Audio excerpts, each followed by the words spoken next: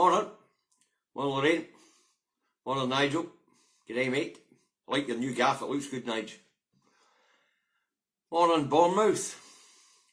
Ian, Karen, John, Stephen. How are we getting on? 67 and climbing. Very good.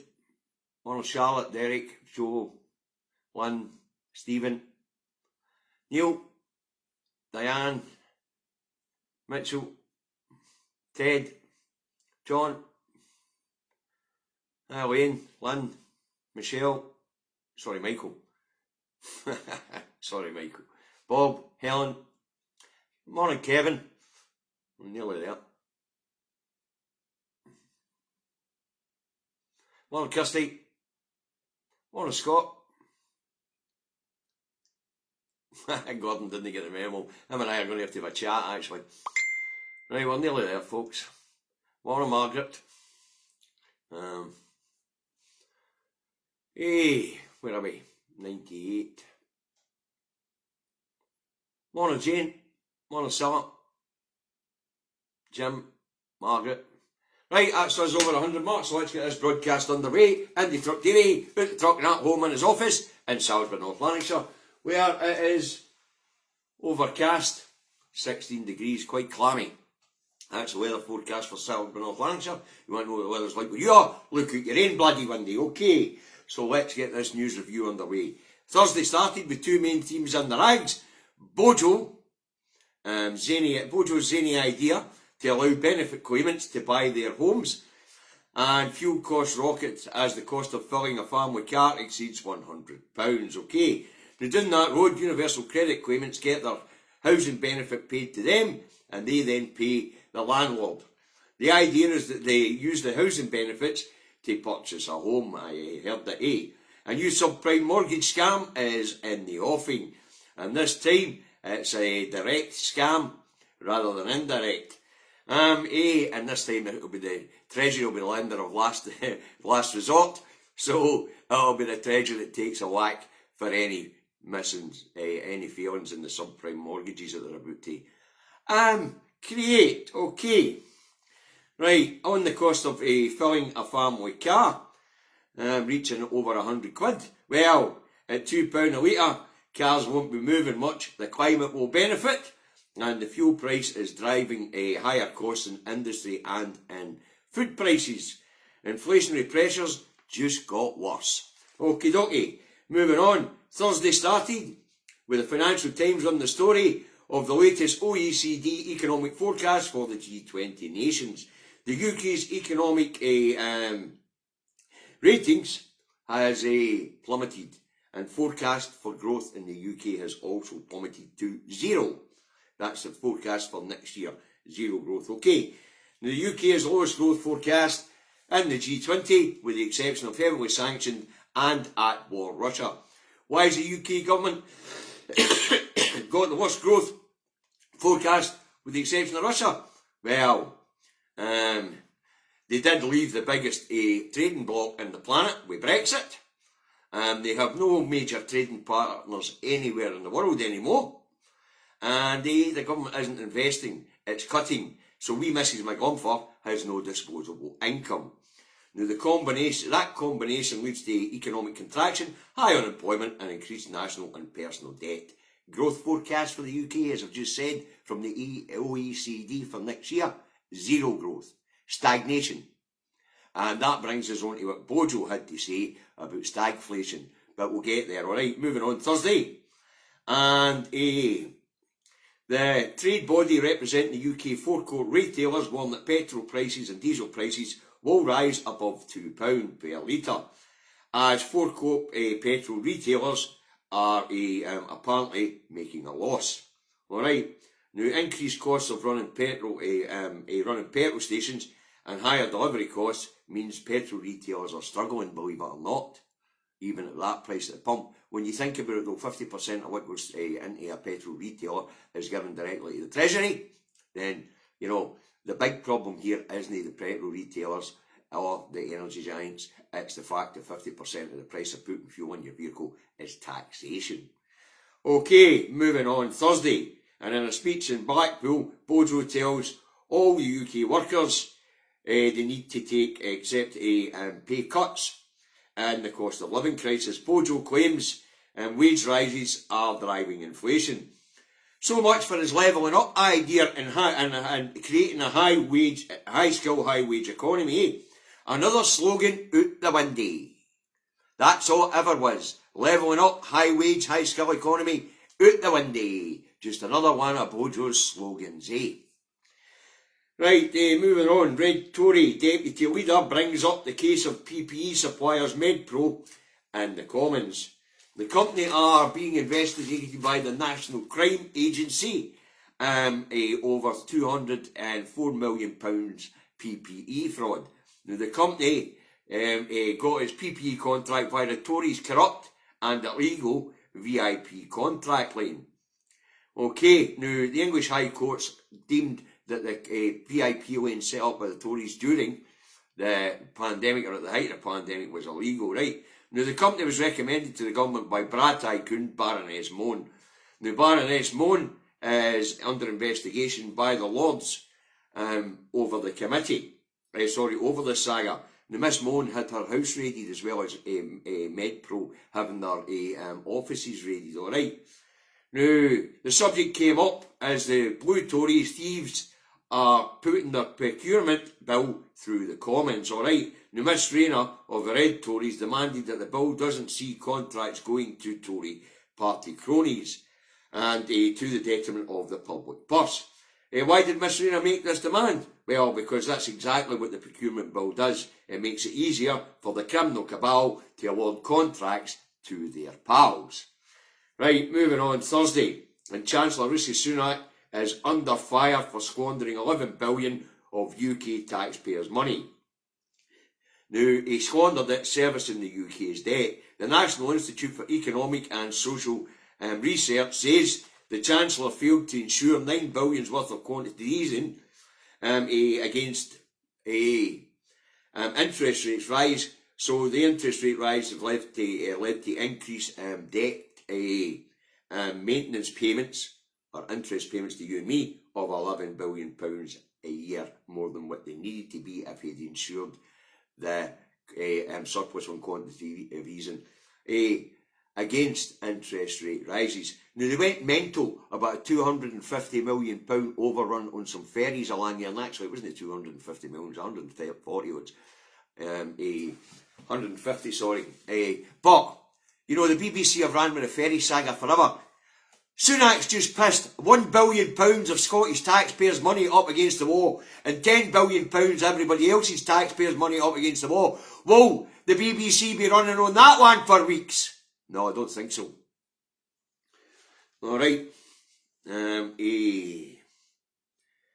Anyway, in response, the Treasury said it had a clear financial strategy, and Davy says, aye, so did he. The Treasury strategy is to help the criminal cabal and their cronies rape the public purse. Moving on, Thursday, and First Minister's questions is on, alright. First up was Dross, and he went on NHS waiting times, and he says 10,000 people in Scotland were waiting up to 2 years for NHS treatment. The First Minister tells Dross the pandemic had stopped huge amounts of elective treatments, elective surgeries, alright. Dross brought up the case of a woman highlighted in the Sun newspaper who had a heart condition and had been given an appointment for a telephone consultation in July 2024. The First Minister said that's not acceptable and that they're looking into it, there's a review into the case.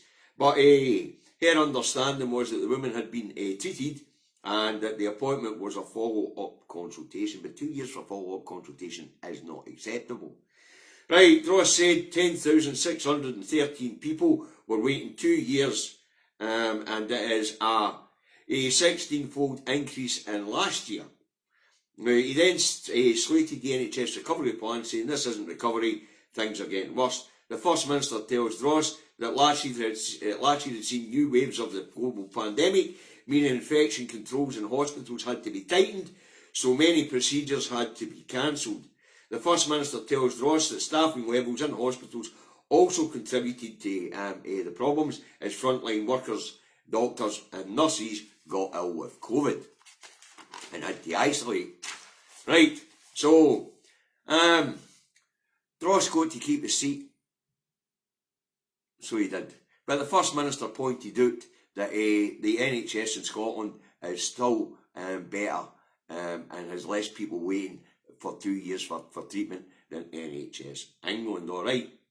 What was interesting about wee Dross's attack was it would appear that Murdoch's newspapers set up the attack on the First Minister and on NHS Scotland. Alright, now next up was Poverty Pie Sarwar, and he stole the Fib Dems' favourite subject under wee Willie Rennie, the man with no charisma, the man with the charisma bypass. So Poverty Pie was on Child and Adolescent Mental Health Services, or CAMS for short. Poverty Pie says more than 10,000 young people are waiting for mental health treatment. The First Minister acknowledged that CAMS were under pressure, with more young people coming forward for treatment. Poverty Pie highlighted the case of a woman whose son had been diagnosed with autism 10 months earlier and was still waiting for to see a psychiatrist to get medication for whatever it is the medication's for. And we're still waiting. The First Minister said CAMS was an improving service and it had seen 20% more patients last year, and that 73% of patients are seen in the 18-week waiting time period, which is remarkable as 10,000 more young people presented with mental health issues during the year. Alright, now, most of the young people coming forward have got issues that relate to the lockdown. So there is an increased amount of young people presenting at CAMS, but 73% of all people being seen within 18 weeks isn't bad, especially during an ongoing pandemic situation. Alright, so Poverty Pie got to keep his seat and all. But the First Minister did point out that the worst NHS on this rock is NHS Wales. Alright, Northern Ireland's a different story, it's in a different rock. Right, but rather than spanking the two of them, none of them went to naughty step. Right, and Davy says the cuckoo's in the nest, talking Scotland down again. Labour-run Welsh NHS is the worst on this rock, followed closely by Tory-run England. Scotland has the best performing NHS in the UK. The cuckoos in the nest know this, but are just sniping from the sidelines. Alright. Right, let's move on. Thursday, and the First Minister tells the National that Indytruck 2 is on for 2023, and she'll set out the prospectus next week. Alright, she tells the National that the referendum goes ahead whether Johnson's in power or not. She tells the National that one more piece of legislation will start its journey through the Holyrood before the summer recess at the end of June. This leads to speculation she means the referendum bill. But let's make this clear, the Referendum Act Scotland is already in law. The bill that's to go through is to say what type of referendum it will be and what the question will be. As we know, the Scottish legal system have told them they can go ahead and get ready for the referendum. Alright, so moving forward, it looks as if, but as I say, that piece of legislation has to be dusted, tamed in the shelf and forced through the Scottish Parliament. Won't take long, because the Scottish Greens and SNP government have a majority, so whatever amendments the cuckoos in the nest try to throw at the bill, they'll just be bounced and the bill will move speedily through the Parliament. Alright, moving on. Thursday afternoon, and ASLAV tells the press that they have come to an agreement with ScotRail on a 5% pay rise. Now what they say is they're going to ballot the drivers on the pay rise, but they've suspended the industrial action for the time being. Okay, ASLAV said they would recommend that the drivers take the 5% pay rise. Now that settlement will have other public sector workers demanding at least 5%, which gets us on to the Unite Union and the conflict with COSLA, our public service workers' pays and local councils. Now, Unite want to meet with the Scottish Government because they say they're getting nowhere with COSLA. Scottish Government have made it clear COSLA was set up to negotiate direct with unions and on behalf of councils when it comes to wages and things like that, and COSLA was set up to negotiate with the Scottish Government on settlements for councils. So the Scottish Government said, no, we don't want to sit down with you, it's not our problem, it's COSLA's problem. Go speak to COSLA. Alright, now Unite say they're balloting 50,000 workers own industrial action. That includes cleaners, bin men, and EIS also said yesterday that teachers want 10% or there'll be strike action. You see where this has gone, folks. Inflation means that people need 10% at least to break even and more to actually see any increase in their wages. All right. So the teachers are likely to be in strike. They're talking about August starting the industrial action. Okay. Now, there will be ongoing strikes. The teachers have a strong negotiating position because if they go on strike, it has an instant impact on the economy as parents have to stay home or pay for additional childcare. Alright, so basically what happens is parents have to stay home. That means there's less people productive in the economy and the economy takes another bash. Alright. Right, moving on. Thursday, and Holyrood passes a bill unanimously to allow foreign nationals to stand in local council elections. It's a start, says Davy. Foreign nationals resident in Scotland should be able to stand in all levels of government. After all, if they are resident here, then they have an interest in how things go here. So it's only fair that they get a vote, they get a say, and they should be able to stand for as local representatives, especially represent their communities. Right, okay. Moving on, Thursday. Polling company YouGov, set up by Nadeem Sahar, has brought the polling industry into disrepute. YouGov manipulated polling information relating to Corbyn in the 2017 general election.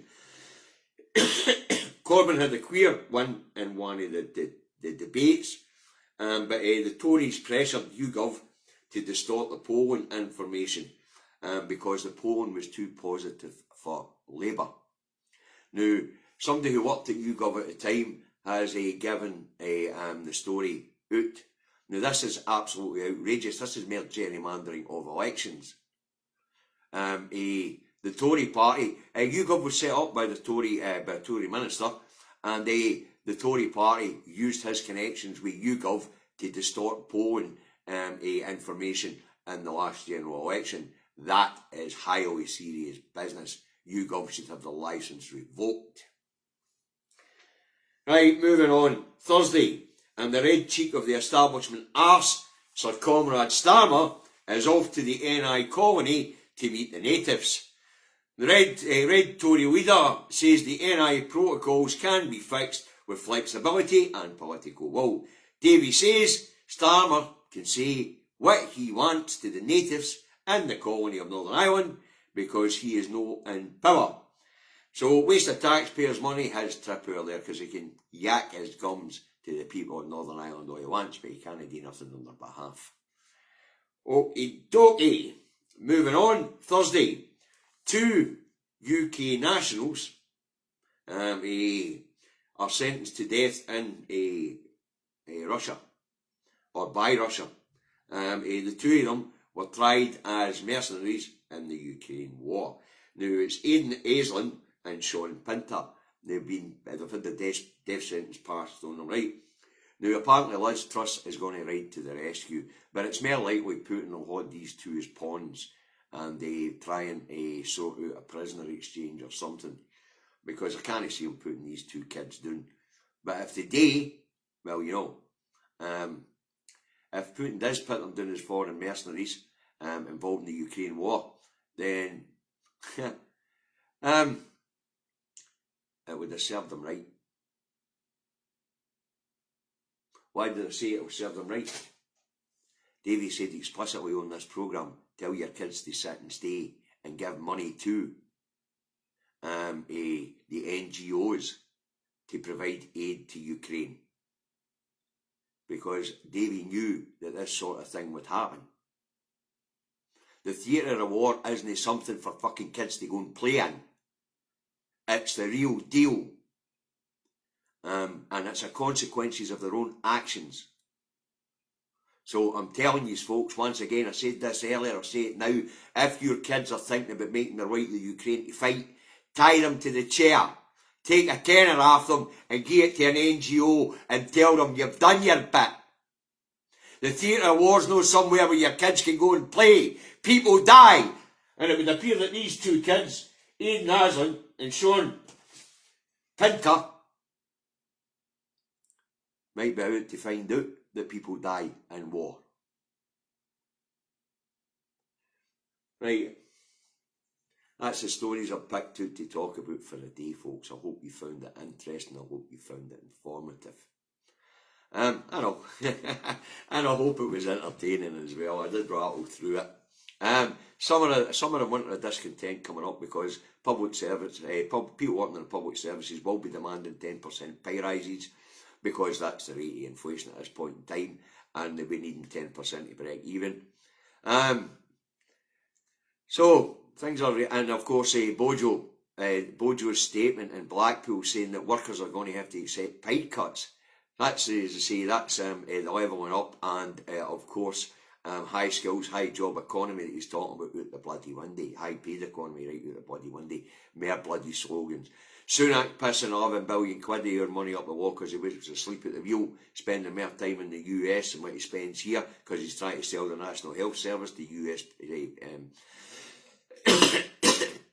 health providers. A bloody disaster. But the whole scaboodle's a disaster. Independence, anyone?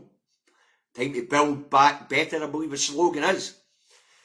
Right, let's have a look at what the papers have to say this morning. This ought to be funny.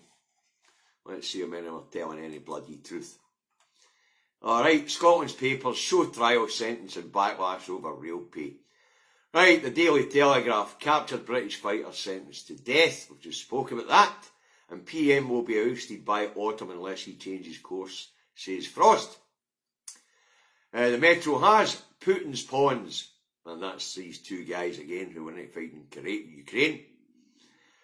The Eye has British men sentenced to death in show trial. Show trial, very good. The Scottish Daily Mail, the right-wing loony rag, has UK outrage as two Brits face firing squad. Shouldn't have went there in the first place. The Daily Express, the other right-wing loony rag, has, whoever has this one to come on, I'll get to you in a minute. UK and Brits face Russian firing squad. Well, that's the consequences. And the Herald has Ministers brace for backlash as train drivers offered 5%. Listen, the train drivers don't work for the Scottish Government. Technically, they work for ScotRail. The Times has real strike risk inciting bigger wave of walkouts. Teachers and council staff seek better pay deals. British pair sentenced to death in the Ukraine. The Scotsman has train chaos to last week's despite ScotRail pay deal. The National goes on. New Indy blueprint next week. First Minister will publish scene setter. Okay, let's see what the Rancid has for today. Make him rot in jail. Victim's mother hits out at serial sex attacker who destroyed her daughter's life in a 12-week campaign of abuse and torture. And what's the Star got for us today? What could possibly go wrong? We are now snoozing at 35,000 feet. Wizz Air boss urges pilots to go extra mile even if they're cream crackered. So there you go, health and safety in the aerospace industry out the bloody windy. Right, let's see who wants to join us before we finish this up. Scott Gillis. Right, Scott, we'll add you. Couldn't add request codes. Ah well, Scott. Sorry, mate, you're not getting in. So that's what I've got for you today, folks. In a nutshell, we're all going to hell in a handbag. But it would appear the First Minister is ploughing ahead with Indytruck 2. She knows that the time is right now. The pain that the Scottish people are suffering will get them to the ballot box to vote yes. Thank Christ. So, that brings us to the important message that comes next. Oh, by the way, thanks to everybody who joined us on the Indytruck the two Davies show yesterday afternoon. I hope you enjoyed it. Next week, what we're going to do is we're going to stream through YouTube and then share onto Facebook and Twitter, so I'll be out there in 3 platforms. Okay. Right, the usual messaging, alright. Keep your eyes on the prize, learn your how you gonies, get out and win hearts and minds, the campaign's afoot. We have started. Okay, dokie. So put away all your partisan politics and get your eyes on the prize, get your mind concentrated, learn your how you gonies, get out there and talk to your friends, your neighbours, your family, get in your communities and get that push going. Now, support the independent media. This is going to be even more important than ever now that we're up and running. That's why David and I have went into trouble of trying to get out in multi-platforms.